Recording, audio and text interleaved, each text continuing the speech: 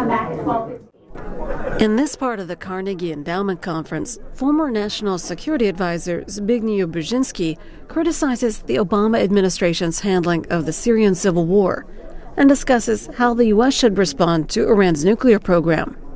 He's joined by retired Army General H.R. McMaster.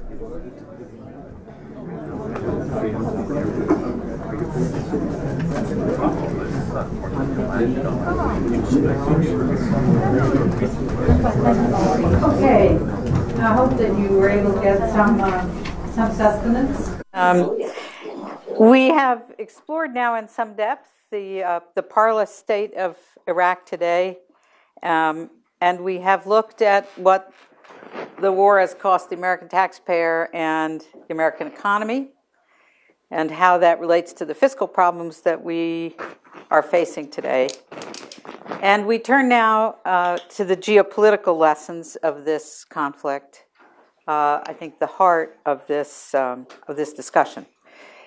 One of the great strengths of this nation, indeed I would say one of our defining characteristics, is the American willingness, inclination, capacity always to look to the future, to embrace it. That ability has driven our growth for several centuries and certainly accounts for some of our greatest achievements. But it has a heavy cost. And that cost is that we are far too quick to turn the page and to leave our past behind relatively unexamined. It was Edmund Burke, not George Santayana, but 250 plus years ago, who warned that those who don't know history are condemned to repeat it.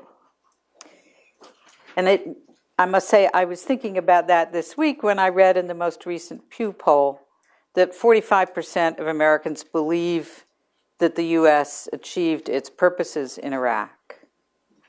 And I had to wonder what those numbers can possibly mean. Our purpose on this panel is not to examine the factual record, but to try to get behind the facts and to ask what we've learned positively and negatively from this expensive, literally and metaphorically, war. Excuse me. I think if you scoured the country, you wouldn't find two people better suited to this task than those seated next to me. Zbigniew Brzezinski is, of course, well known to everyone as the National Security Advisor to President Jimmy Carter. But more important for this purpose, I think, is that he is among a handful, maybe half a dozen, of the great strategic thinkers in the United States over the past century. There is no clearer, sharper thinker about national security active today. He's been a professor at Harvard, at Columbia, and at Johns Hopkins. His dozen books, which span more than half a century, have examined two sets of topics. One has been the nature of communism, totalitarianism, and of international security relations during the Cold War.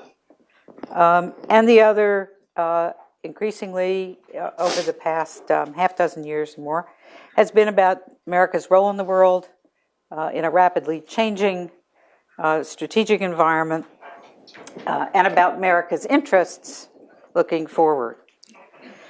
And finally, I would add as a qualification for today's discussion, unlike most former holders of high office in Washington, he has been willing over and over again to step outside the conventional wisdom when the issue warranted it, taking some risks with his own reputation.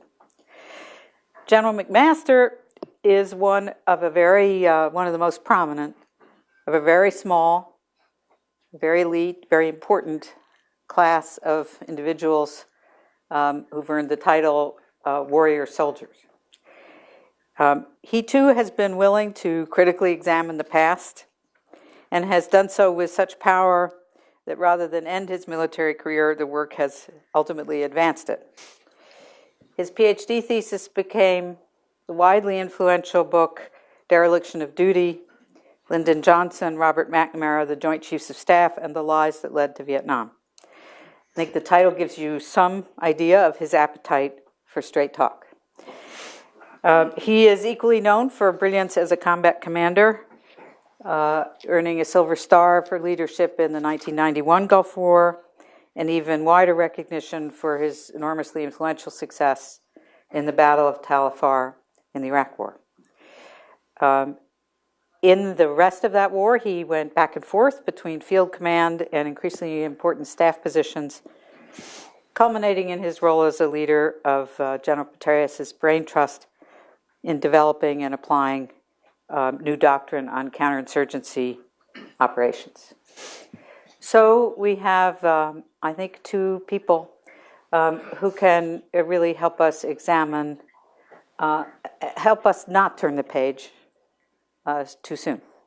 And let me start, invite General McMaster to share his thoughts on the critical lessons as he sees them. Well, thank you so much. Of course, there's so many lessons, and our military is obviously, over the past 12 years of the wars in both Afghanistan and in Iraq, adapted to what initially were really unforeseen circumstances and difficulties associated with both wars. And I think the first lesson is that we have to make sure that we understand the continuities in war and warfare. And this cuts against, to a certain degree, what you see as the emerging conventional wisdom about both Afghanistan and in Iraq, that somehow these wars were aberrations because of their complexity, and they were aberrations because of the type of sustained commitment we needed to attempt to forge a sustainable political outcome consistent with our vital interests. And this is because in the years prior to the war, there was a great deal of momentum that built up behind what I would call a fantastical theory about the nature of future armed conflict. And this was based primarily in the belief that advances in communications technologies, information technologies, computing power, and precision munitions had completely revolutionized war and warfare. And therefore, wars could be waged in the future in a way that would be very fast, cheap, efficient, and low cost, mainly by the projection of firepower onto land from the maritime and aerospace domains, but also employing small numbers of elite special forces, and that would provide the answer to the problem of future armed conflict. And it was an appealing argument because we would all like war, obviously, to be fast, cheap, efficient, and low cost. But of course, as it turns out, in both Afghanistan and in Iraq, we were confronted with realities that really demonstrated that this argument in the 1990s, associated with what was called at the time the revolution in military affairs, was mainly a faith-based argument. And then once we confronted reality, we really had to adapt quickly to, I think, what are four main continuities in war and warfare that were certainly evident in Iraq. And the first is that war is an extension of politics. Of course, this is nothing new and quite consistent with the writings of the 19th century Prussian philosopher of war, Karl von Clausewitz. What this means is you wage war to achieve political outcomes that address the cause of the war and get you to, again, this sustainable political outcome consistent with our vital interests. We perhaps did not do as good of a job of defining that end state as we should have in context of the political, social, tribal, religious dynamics inside of Iraq, and then how that fit in to the broader geopolitical landscape within the region. And so we were at a disadvantage in not really having that clearly defined political objective. And when you look back at war planning for in both Afghanistan and Iraq, you see it dominated mainly by how we were going to apply military force. What are the numbers of troops? How are those troops and those capabilities going to be applied on the physical battleground? But of course, that should all conform to a political strategy that lays a foundation for all military operations, activities, initiatives, and so forth. So the first continuity that we relearned, I would say, is that war is an extension of politics. The second key continuity is that war is a profoundly human endeavor. And of course, we talked this morning really about understanding the history. In fact, Ambassador Crocker said history, history, history. And of course, what is most important in understanding what is going to be the nature of a particular conflict or the character of a conflict is that most recent history. And so in Iraq, the factors that were most important were the fact that Iraqis had been living under a brutal, murderous regime for over 3 decades, a regime that had engaged in a destructive and extremely costly war between 1980 and 1988 with the Iranians, a regime that had invaded Kuwait, after which UN sanctions really put an additional strain on Iraqi society, while at the same time strengthening the criminalized patronage networks associated with Saddam that really controlled the country, and the police stayed there. The associated polarizing effect on Iraq's communities, how they had become pitted against each other, how the regime had used weapons of mass destruction on his own people, the Kurds in the north, and how he had persecuted the majority of the population, the Shia population, in the wake of the 1991-92 Gulf War. And so, and also other factors associated with his return to the faith initiatives and the use of really a Salafi jihadist ideology to really turn people's frustrations away from the regime and toward the West and Israel and so forth, in the context of the Zionist Crusader conspiracy and the effect that had on Iraqi society.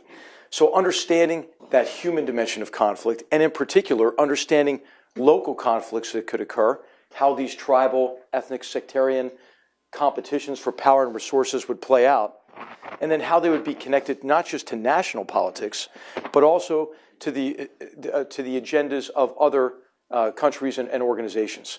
And I think of particular relevance in this case would be Syria, Iran, and transnational terrorist organizations associated with Al-Qaeda.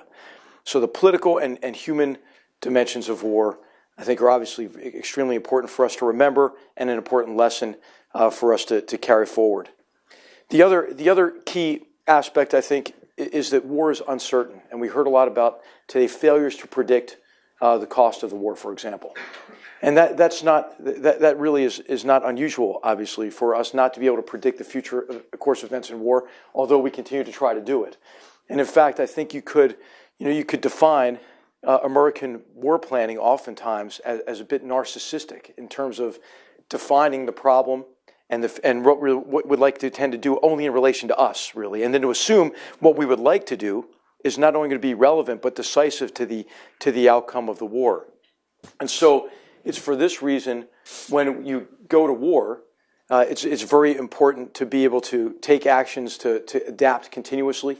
It's for this reason why oftentimes if you try to be efficient in war by limiting numbers of troops, for example, in effect you can seize the initiative to enemies. In Iraq, for example, and what was initially a decentralized, hybrid, localized insurgency coalesced, we did not have sufficient forces, and forces, frankly, were not well prepared for a counterinsurgency or security mission to establish security conditions and to address the vacuum of power and rule of law that was left after the unseating of the Hussein regime.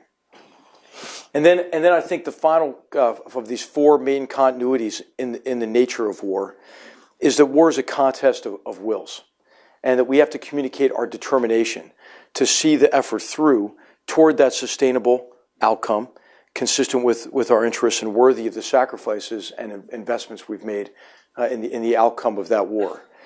And so overall, I think it would be fair to say that we are oftentimes fixated when looking back on a conflict on how we did on the physical battleground, how we really operated against the fielded forces of enemy organizations, when in fact what we have to do is think about how we operate and how we plan to achieve a sustainable political outcome consistent with our interests.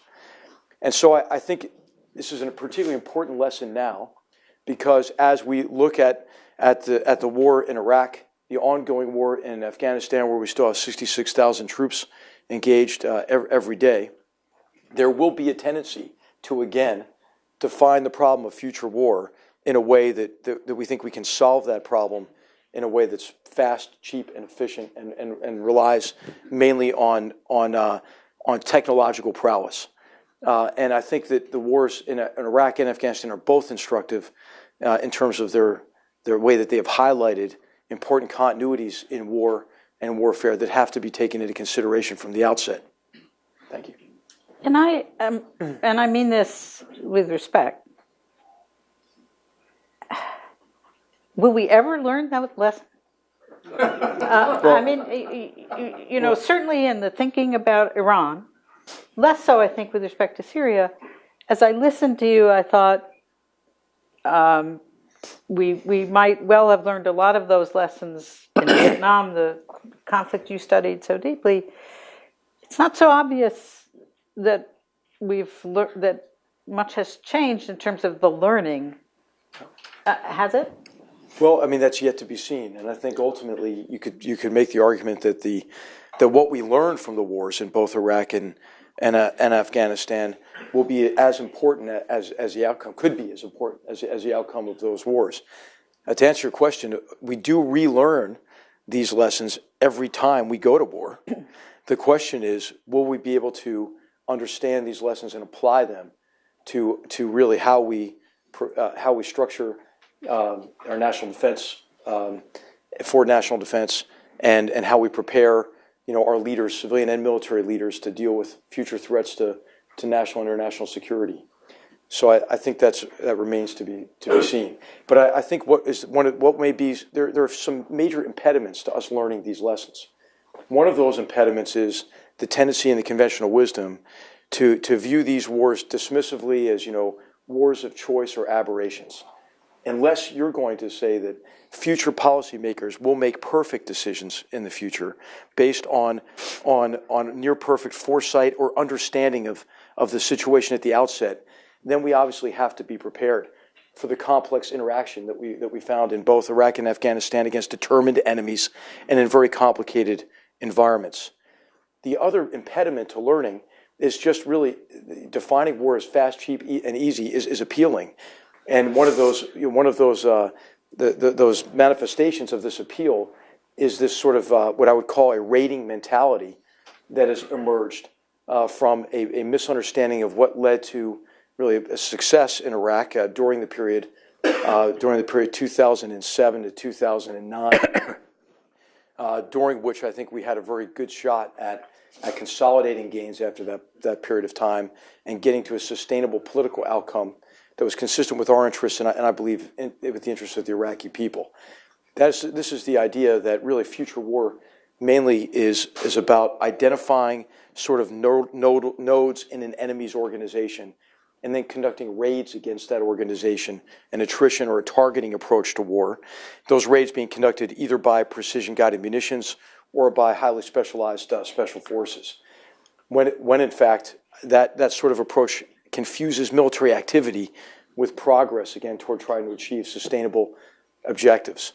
And so it's appealing, it sounds great, but when you consider the four continuities of war's political dimension, human dimension, the uncertainty of war, and war as a contest of wills, then you recognize the inadequacy and actually the danger associated with that kind of approach to future war. It is in many ways strategic bombing theory from the 1920s in a new guise. Spig, I spent all of 2002, and with many of my colleagues here at Carnegie, arguing passionately that every bit of at least of declassified information available suggested that there was nothing other than some very old chemical weapons shells in Iraq, many of which had been shown to be inactive by that time several years before, that the record from past U.S. interventions to armed military interventions to change the nature of governments in countries had a very, very, very slender record of success, and that Iraq had none of the characteristics that would lead to success of such a venture. And third, that the argument that was being made that such an invasion would trigger a tsunami of democratic transformations across the region was at best, in General McMaster's phrase, a faith-based argument. You were not there in 2002, but later you became a very strong critic of this effort. What was it that changed your mind, that led you to make the arguments you did in the mid-2000s? I remember vividly the night when the war commenced. I was asked by the NewsHour, PBS, to be there. The expectation was the war was imminent, and Walter Russell Mead and I were asked to comment on it. And I remember vividly the moment when all of a sudden the news came that major explosions are taking place in Baghdad, that Baghdad is under air assault, and that the war begun. And I had such a sick feeling in my stomach. I said to myself, I just hope to God that we now find those weapons of mass destruction, because that was the reason why the war was started. And I was already by then conscious of the fact that there was a deliberate confusion in terminology used by the administration to justify the initiation of hostilities. For the weapons of mass destruction were alleged to include atomic weapons, long-range capability to deliver them, and chemical weapons, as well as bacteriological ones. And of course, anyone knows that chemical weapons were invented back in 1916 and used in World War I, and were generally not liked very much by the military as actual tools of war, although they were employed by the Iraqis against the Iranians in the 1980s, and there's now increasing evidence that they used them in connivance with us. A book has just come out based on documentary evidence entitled The Making of Enemies, pertaining to Iran and the United States, which provides some evidence for the proposition that the targeting by the Iraqis of the Iranian objects, and particularly population centers, was known to us, and we are providing them precise information where to strike, knowing that the effect would be massive casualties. I remember that evening well because by then I began to worry that perhaps what was being publicly asserted was not true. But I wasn't convinced of it. I was uncertain. I was a skeptic. And a few days before the initiation of the conflict, several former officials, for example, Henry Kissinger, myself, I don't remember exactly who else, but we were several there, were invited to a meeting with Rumsfeld, Powell, and Rice. And I remember asking them, and I was conscious of that evening when I saw the beginning of the war. I asked them, how certain are you that the Iraqis have these weapons of mass destruction? And the answer from all three of them was, it's not a question of how certain we are. We know they have them. And that impressed me because these are people whom I have known for a long time. And when you say you know that someone has something, it means to me, you know. It's not a question of probability. It's a statement of certitude.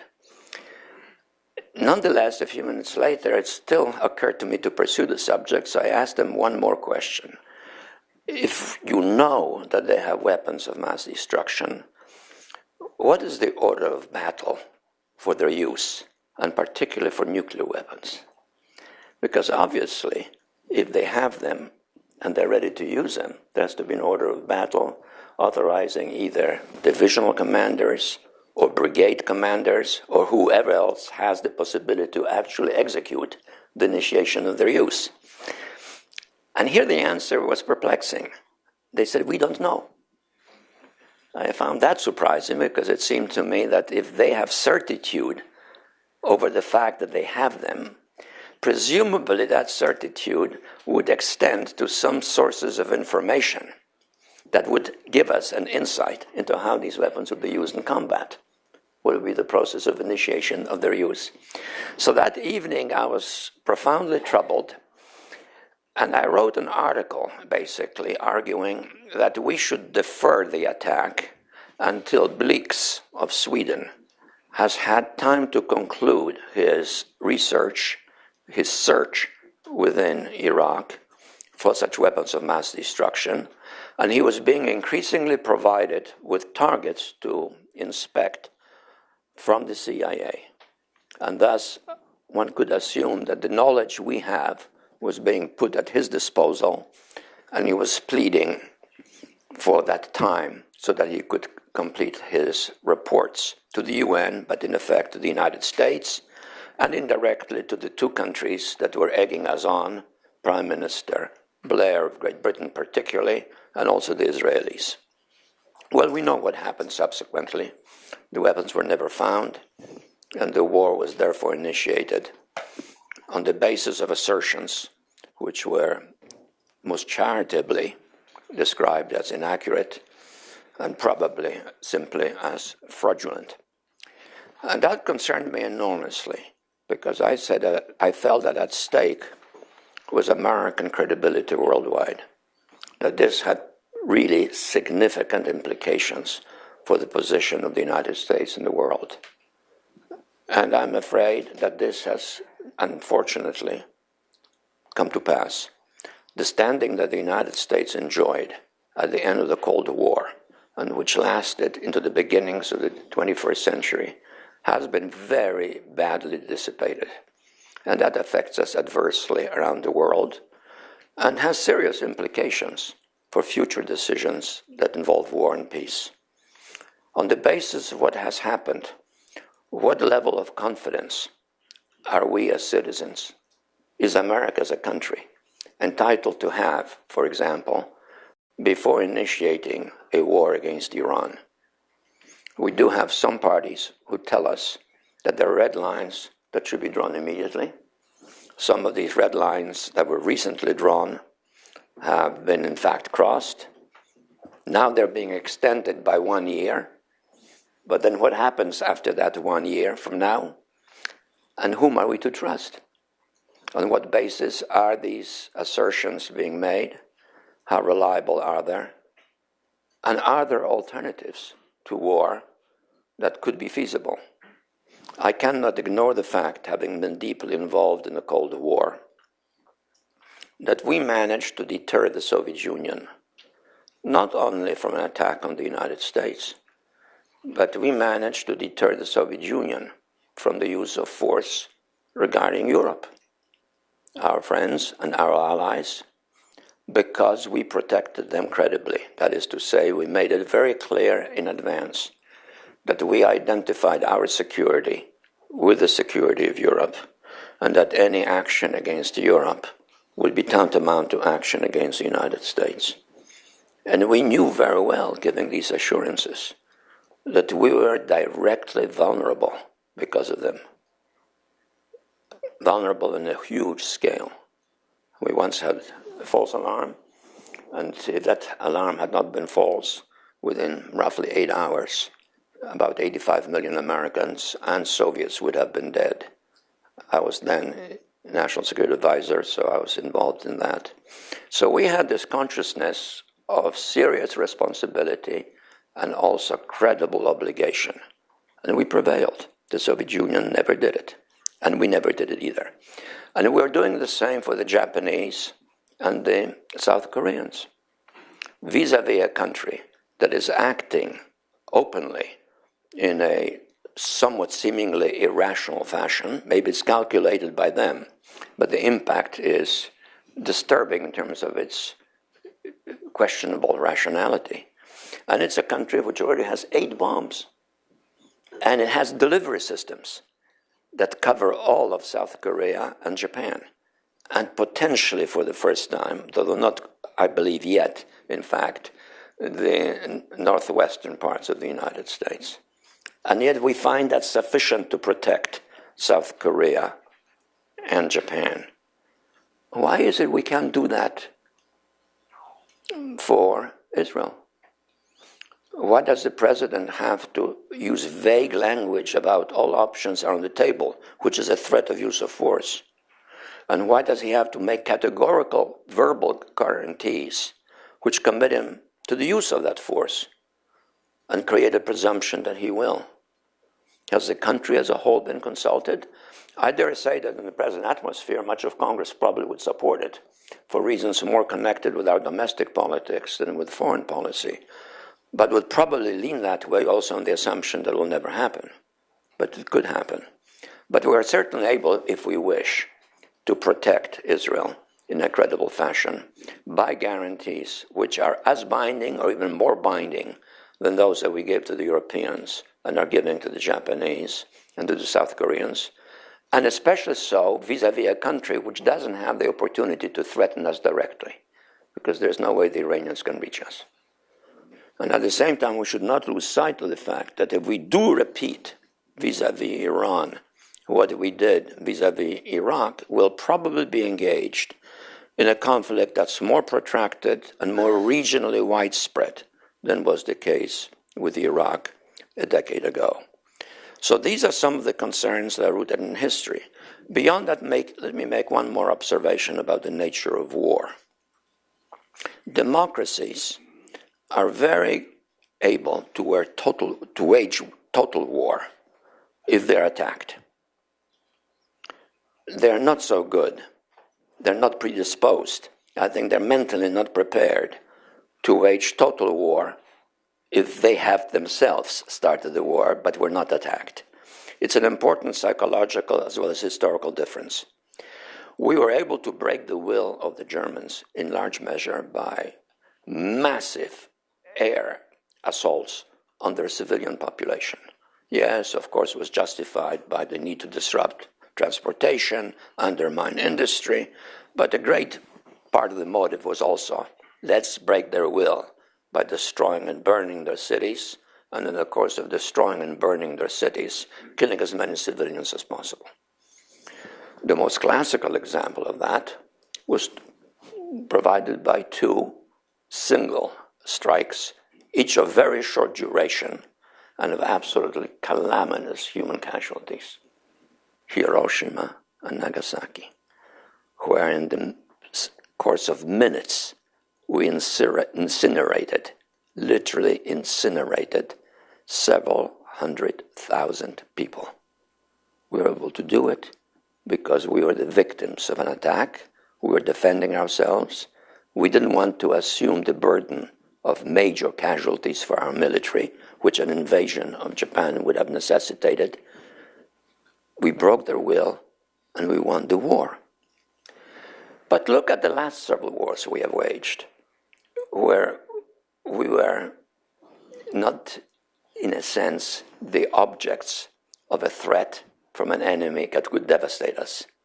We settled for compromise in Korea after several years of bitter war. We withdrew from Vietnam, and we did not prevail fully, judging from circumstances now occurring every day in Iraq or in Afghanistan, in the conflicts in Iraq and Afghanistan. If we wished to do so, we could have incinerated their populations. We could destroy them. But that is something, thank God, that democracies do not do lightly unless they feel themselves totally threatened. And I think that's an important consideration to bear in mind, because we are today facing the prospect of regional wars in which we'll be fighting aroused populations and not formal states capable of threatening us. What goes on in Iraq today poses no military threat to the United States, but it is a geopolitical consequence of some cost to us. The same is true of Afghanistan. And God knows what will happen after we're out of Afghanistan in the region as a whole. A war with Iran would certainly spread to Iraq, and through Iraq to Syria, to Lebanon and Jordan. It would engulf Western Afghanistan as well, which is relatively peaceful, and where Shiites live, and Iran would be able to extend the conflict of war to there as well.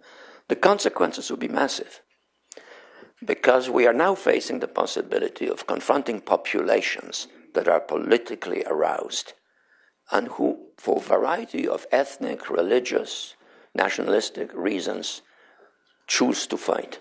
And that is a new reality, which for the United States, if we become more and more embroiled in this kind of conflict, will absorb us, tie us down, and repeat on a massively larger scale the bitter costs of the engagement that we have had to undertake in Afghanistan and of the one that we did not have to undertake in Iraq 10 years ago. Do you see, General, big distinction between wars undertaken following an attack versus ones that we choose to launch as being equivalent to your distinction between a war of choice? You didn't use the word, but a war of necessity. Is that the same dividing line you see? Well, I think that really we could debate for quite a long time about the decisions to go to war, but I think what is important from a military perspective is to understand really what happens when that decision is made and how the military can contribute again to achieving an outcome consistent with our vital interests and worthy of those sacrifices. So I think the answer to your question more directly is that we have to understand the character of particular conflicts on their own terms to try to seek some kind of equivalency between World War II and the dropping of atomic bombs and what our response was to the murder of over 3,000 Americans on September 11, 2001. I think you can only get limited utility out of that. Talking about Iraq, I think we also have to understand that those conflicts evolve over time. Again, wars inherent uncertainty and nonlinearity. And it seems that in retrospect, as we look at the war in Iraq, we don't ascribe any agency at all to our enemies. And again, this is another sort of aspect of the narcissistic approach we take to understanding war and warfare. It is as if only our decisions affect the circumstances and the outcomes. And what the truth is really in Iraq is that we faced very brutal, determined, murderous enemies, and the conflict evolved over time. After really unseating of the Saddam regime, there was a period of time during which a decentralized hybrid local insurgency coalesced. They pursued a strategy initially, just kill some Americans and they'll leave. The sort of Black Hawk Down approach. And Saddam had distributed that movie to his people, and they thought if they inflicted some casualties on us, we would leave. That didn't work. Then what they began to do is to attack infrastructure, power lines, water pipes. This is Lenin's sort of theory of the worse the better. Grow pools of popular discontent from which the enemy the insurgency can draw strength. But then in December of 2003, very early in the war, Sarkawi wrote a letter and he said, "We are losing because Americans, they're here, they're kind of disoriented, they don't speak the language, they won't be able to really identify us, but increasingly, larger numbers of Iraqi forces are becoming more capable." And this was in particular the Iraqi Civil Defense Corps. The strategy around that time had shifted to attacking, usually with mass murder attacks at recruiting depots and so forth, these nascent security forces before they developed the resiliency to stand on their own. But in December, what Zarqawi said is what we have to do is start a civil war. And then once we start a civil war by pitting Iraq's communities against each other, we can gain sponsorship within the Sunni Arab and Turkmen communities, and then use that sponsorship to gain control of territory and resources and perpetuate a sectarian civil war and pursue our objective of establishing the Islamic State of Iraq. That's when you have in March of 2004, Fallujah 1, concurrent with some Shia militia uprisings in Karbala and Najaf. And from that period of time on, there was a slowly evolving sectarian conflict. So you had a problem of insurgency and transnational terrorist organizations grafted onto that insurgency. And then the character of the conflict at that time began to evolve into a sectarian civil war that really was in full blast after the Samarra bombings, but pre-existed the Samara bombings in February of 2006. Now, the other parties to this conflict were not just insurgent and terrorist organizations that were committing mass murder attacks and trying to keep a cycle of sectarian violence going. Increasingly, these were Shia Islamist militias associated with the Islamic Revolutionary Guards Corps of Iran, increasingly so beyond 2003. After the Sadrist uprising in early 2004 and the destruction of large numbers of that Sadrist militia, they took a different approach, began to get more training in Iran, get more training on how to conduct assassinations, how to conduct a subversive campaign, how to operate in smaller groups, how to emphasize sniper attacks, small direct action attacks, and especially employ IEDs and roadside bombs, and the most destructive ones being EFPs. So by 2006, the dominant feature of the war had become a sectarian civil war. Our strategy had not kept up with that. Once we caught up with an understanding of the character of the conflict, we were able to develop a political strategy that aimed at bringing Iraq's internal communities toward a sustainable political accommodation that would remove support for either Shia Islamist militias or for al-Qaeda in Iraq. The military strategy aimed at breaking the cycle of sectarian violence through more effective security of the population, and by targeting those who were irreconcilable among both parties to that civil war. I mean, the extremist murderous groups that were perpetuating that cycle of sectarian violence, with the idea being that as we destroyed elements of those organizations, others would learn vicariously and say, my best alternative to a negotiated agreement here is looking pretty bad. And so what we are willing to do now is to advance our interests through politics rather than through violence. And this is when we had a much more successful election, the parliamentary election, and so forth. There was an opportunity, I believe, at that stage to consolidate some gains and to move toward a sustainable political outcome. And we know that some of those efforts failed or weren't sufficient to consolidate those gains.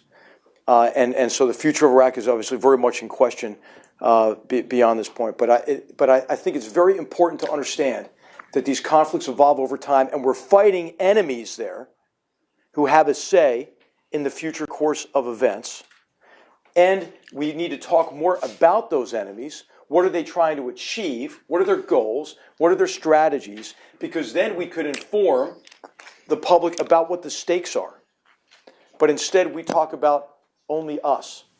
And we talk about only our number of troops and what we did, and as if everything that we did had led to the outcome without any interaction with those against whom we're fighting. Let's open the conversation now, and I think what we'll do, given the number of hands I see, is we'll take 2 or 3 questions at once, if my speakers will allow. Let's start right there. Please do wait for the mic. Thank you so much, and a great conference. General McMaster, you alluded to 2 very important concepts propounded by 19th century Germans, von Clausewitz and, of course, Bismarck's iron dice.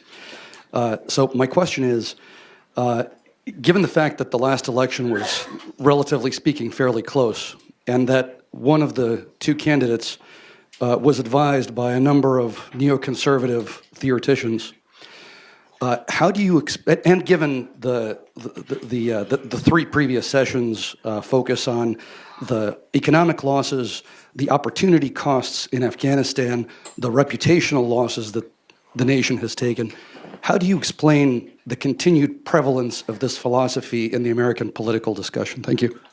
Which philosophy are you talking about? Neoconservatism.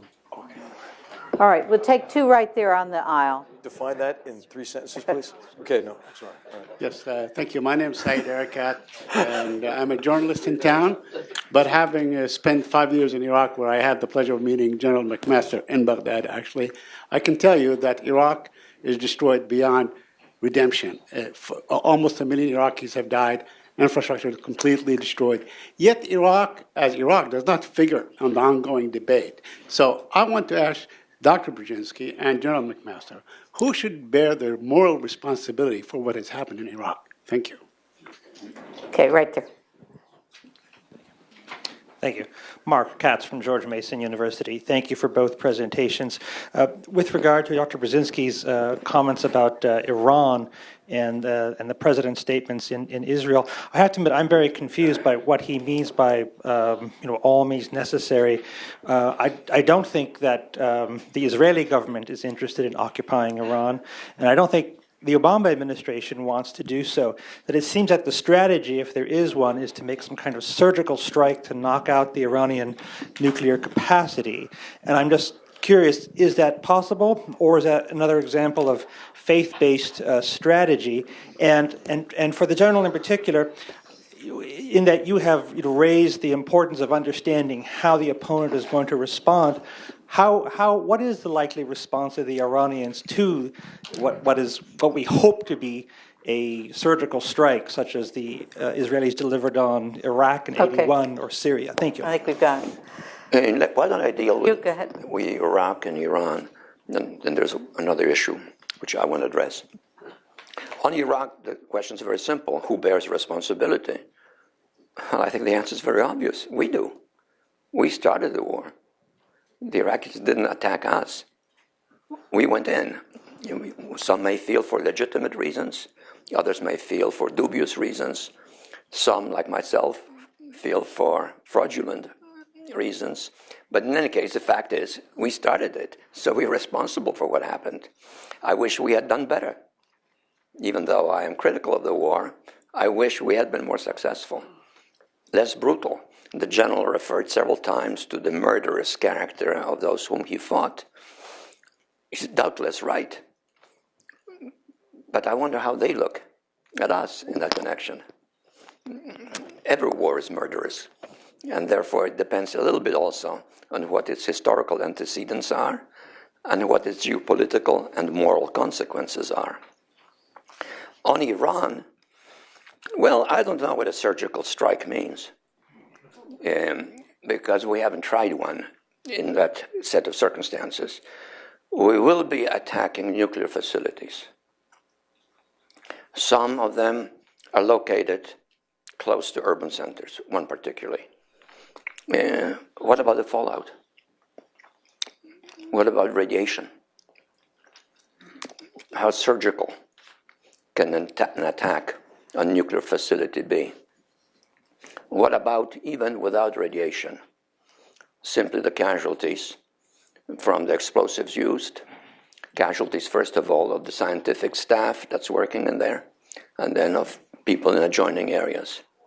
How surgical will that be? Then beyond that, how decisively effective will that strike be? Well, of course, it depends on its scale.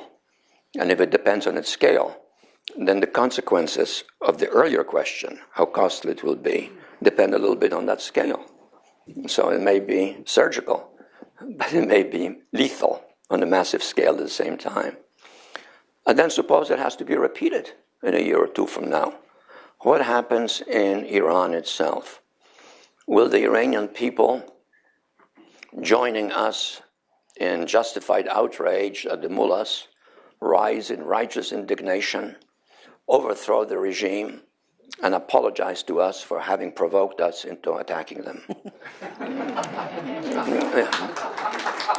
I think the probability of that is not very high. I think a more likely probability is that they'll join the regime in a fierce, frustrated, protracted anger at us, which, depending on the scale of the casualties and damage wrought, may last for decades.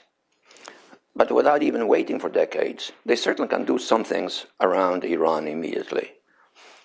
Impede the access of the world to energy by causing incidents in the Gulf, which our Navy can overcome.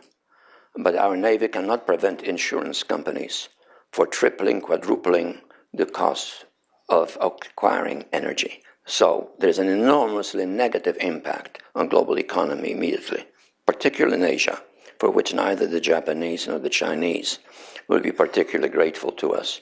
But it also pushes the Europeans, much more in the hands of the Russians. And then every adjoining area next to Iran is susceptible to local war, which used to be called in the communist lexicon People's War. I once had a meeting with Deng Xiaoping in which he informed us that he is going to invade Vietnam. And he wanted us to be sort of passively friendly, expecting Soviet reactions.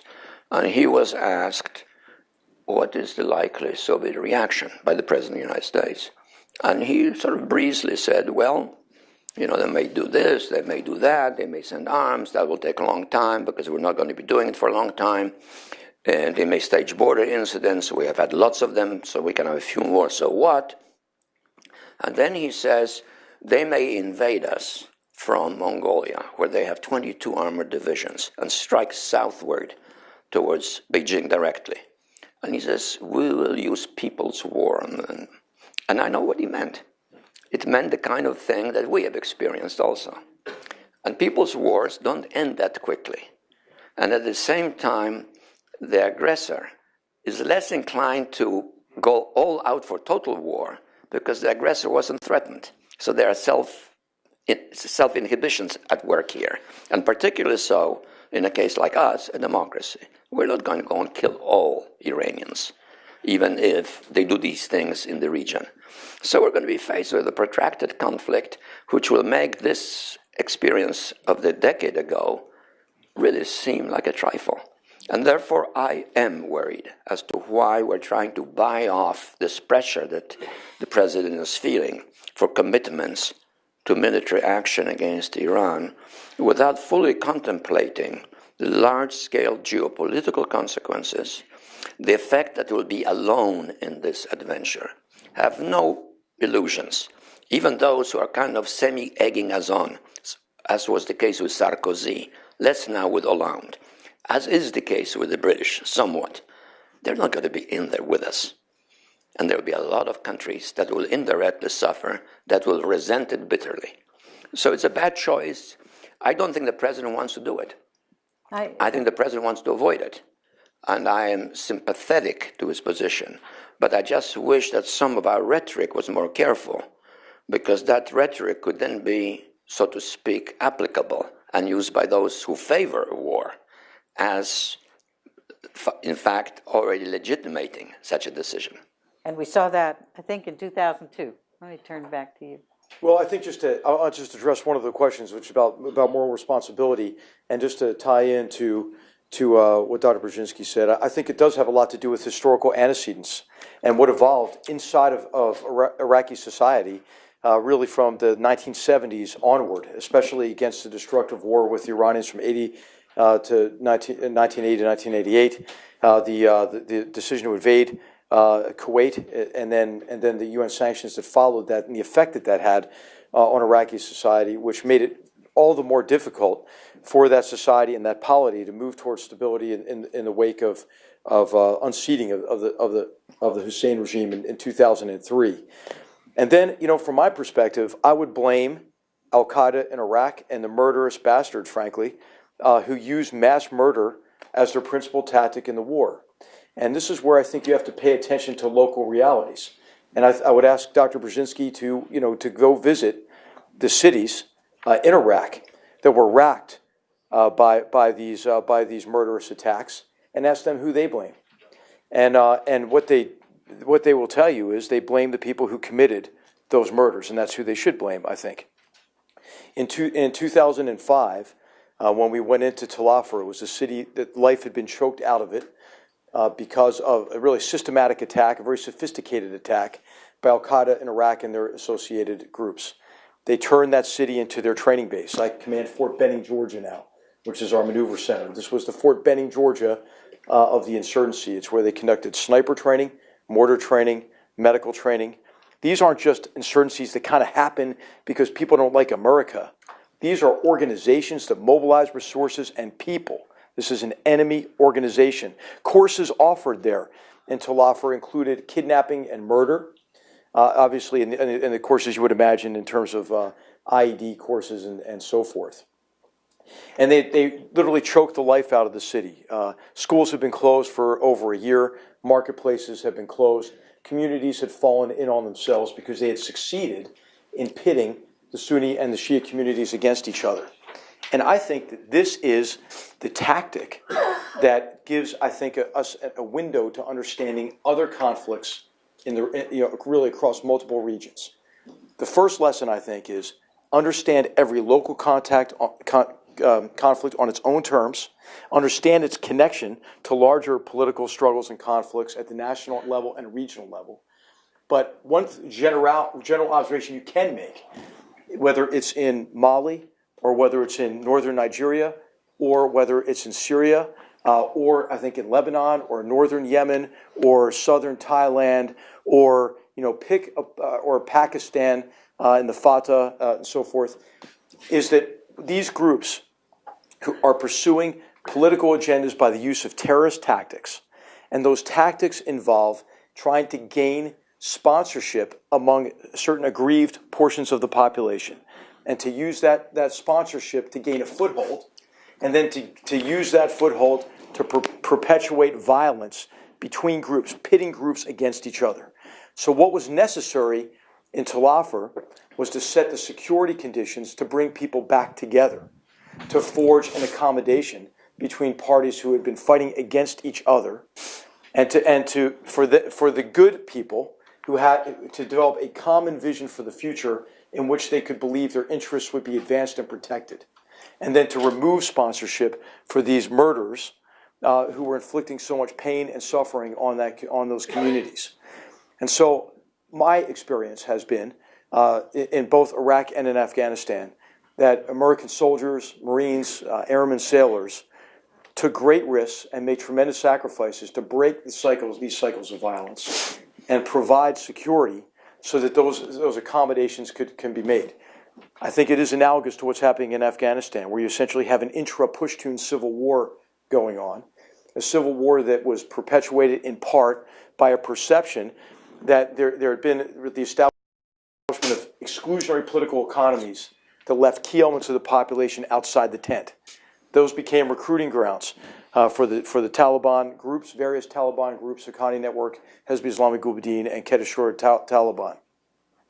As people saw that really providing sponsorship to these groups means a return to the same sort of Taliban brutal rule that they experienced after the 1992-96 Civil War, and as soon as they saw that they were going to be victims of that kind of oppression again, and then when they saw there's an alternative, and we could move toward a more inclusive political settlement at the local level, then that broke that sponsorship for those Taliban groups, and we've been able to consolidate gains, at least temporarily, in southern Afghanistan and in eastern Afghanistan.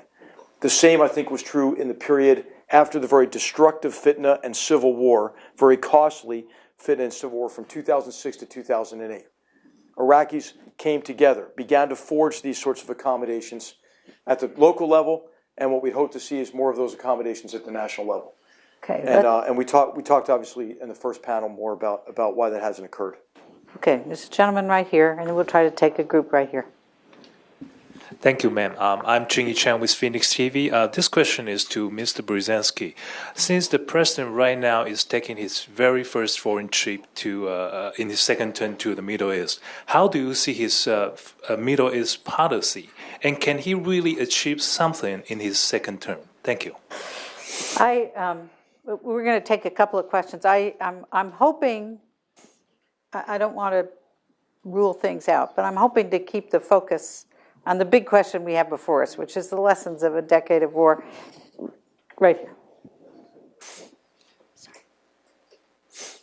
Jeffrey Lin from Senator Angus King's office.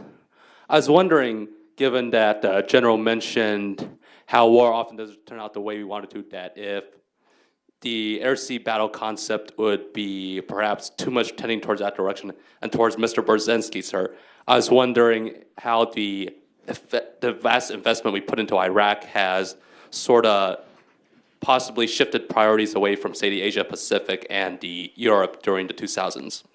See this, and we'll take one more. Go ahead. Yeah, Mohammed Husseini from the Arab League. This is to the general. You said regarding one of the conduits is history, 3 decades of brutal and murderous regime. That's correct, but the Iraqi were doing this for 3 decades. It's only at the end when the United States realized that Iraq, on the assumption that they own weapons of mass destruction, threatening one of your allies there upon false information. So it was not, the regime was brutal all the time. Thank you. Okay. Well, we've got the whole world on the table, but maybe briefly if you can. Well, I think the brief question addressed to me was, how has our expenditures on Iraq affected our ability to operate elsewhere? Well, the United States is the #1 superpower. We have the largest economy. So we managed to remain engaged in other parts of the world and, I hope, act responsibly and effectively. But that doesn't refute the proposition that the war in Iraq was excessively expensive, not only morally, but financially and physically. And it has not contributed to greater regional stability, but has enhanced greater regional instability. The kind of phenomena that were described in terms of internal conflict in a variety of these countries is an increasingly pervasive global reality.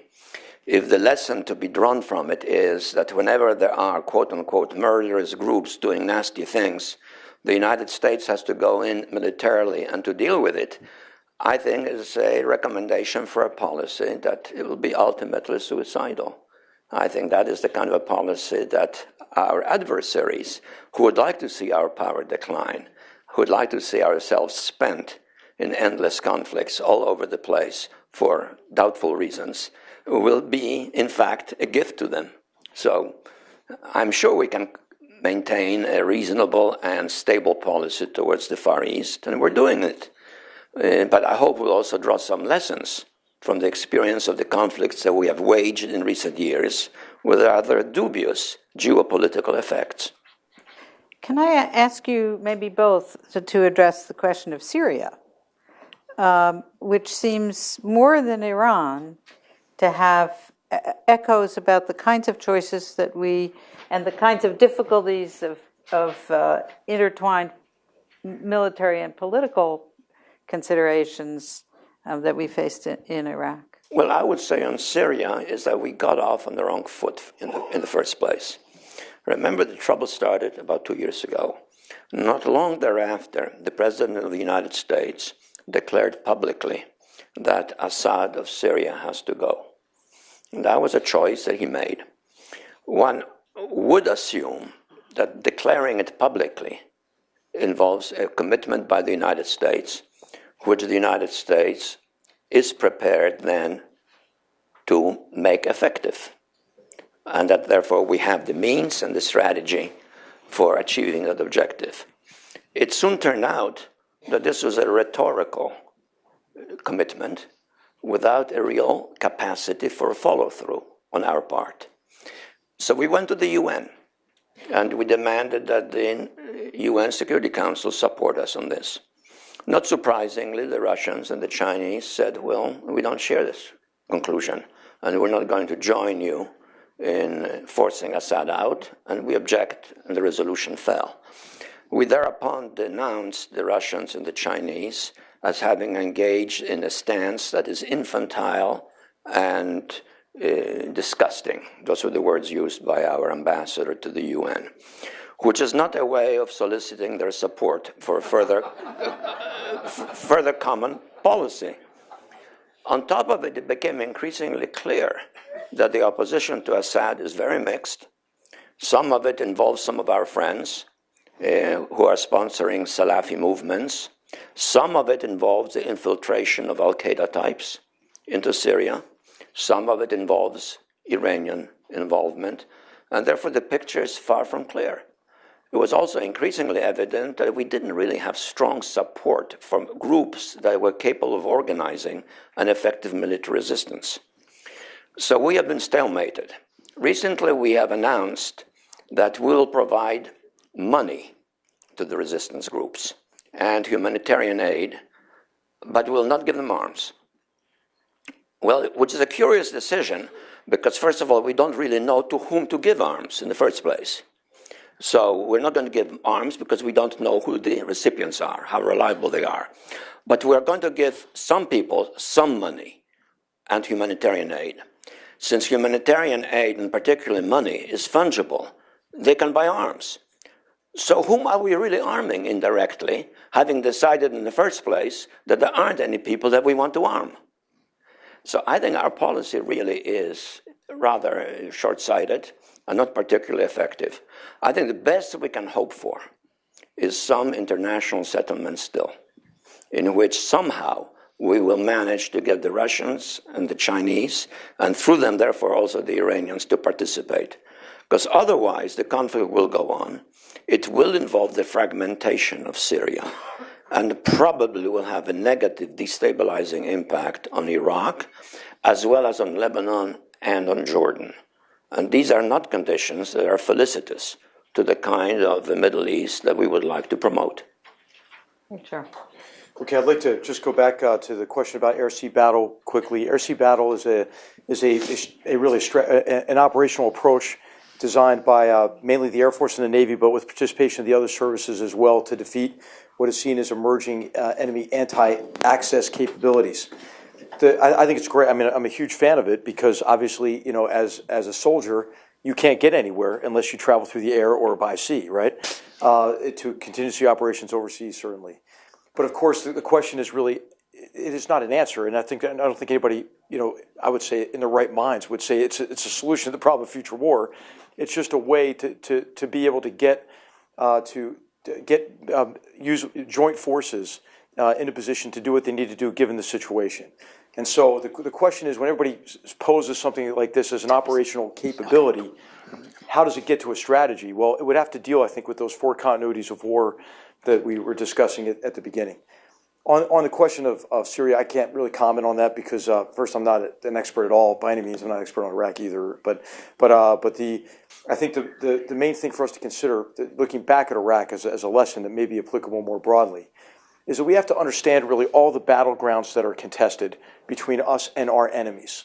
And again, we can't just assume that what we decide to do either is going to be sufficient for us to achieve our objectives or explains everything that's wrong in a particular area. What the U.S. is doing, it seems like we are ready to affix blame for everything to ourselves as well, which I reject, having encountered enemies who do use mass murder as a principal tactic. And I think any sort of comments that go toward the equivalency of what our forces do and what forces do who take a 13-year-old girl and strap her with explosives and have her hold the hand of a 3-year-old mentally disabled girl, walk them into a crowd and remotely detonate them, I just don't accept that kind of equivalency argument. And so I think we have to recognize that we're contested on the physical battleground, but also on the psychological battleground. Because this is a battleground where our enemies use fear and intimidation to advance their objectives. We also have to be concerned about a battleground of perception, where our motives are portrayed as being imperialist or associated with some sort of Zionist crusader conspiracy and so forth. So we have to become more effective at clarifying our intentions, countering the enemy's disinformation, exposing their brutality, and bolstering the legitimacy of those who are really genuine partners, whose interests are congruent with ours. And then there's the battleground within governmental institutions that oftentimes we don't really recognize. And this really would have to do in Iraq in the case of the infiltration and subversion of state institutions by Islamist groups, mainly Shia Islamist groups, and those connected to the Iranians in particular. And this made it particularly difficult to strengthen the Iraqi state, and especially to move toward rule of law and effective governance. And oftentimes we don't even see that subversive campaign. This is nothing new. Sir Robert Thompson wrote many decades ago that there are 5 keys to effective counterinsurgency operations. One of those is to defeat enemy political subversion. What happened in Iraq during the period of time when the civil war, the fitna, was particularly destructive, is that surrogates of Iran were using state institutions and to mobilize resources in what became, a sectarian cleansing campaign in certain portions of the country, and that perpetuated the violence. The approach that the IRGC and their proxies have taken in Iraq is to try to make the Iraqi government dependent on them for support, but at the same time to support the development of militias that lie outside of government control that can be turned against the government if the government takes action against Iranian interests. So I think if you look at Syria, the key things to keep into consideration are what are the multiple battlegrounds, and then be able to understand what we would define as enemy or adversary activity on those battlegrounds. And that could be a step toward understanding what can be done to support really an outcome there that will stop this humanitarian catastrophe of colossal scale. But do so in a way that's consistent with our interests and what I would believe is the interest of all civilized people. Thank you. There are dozens of questions in the room. I have several dozen more, but unfortunately we've run out of time. I want to thank both.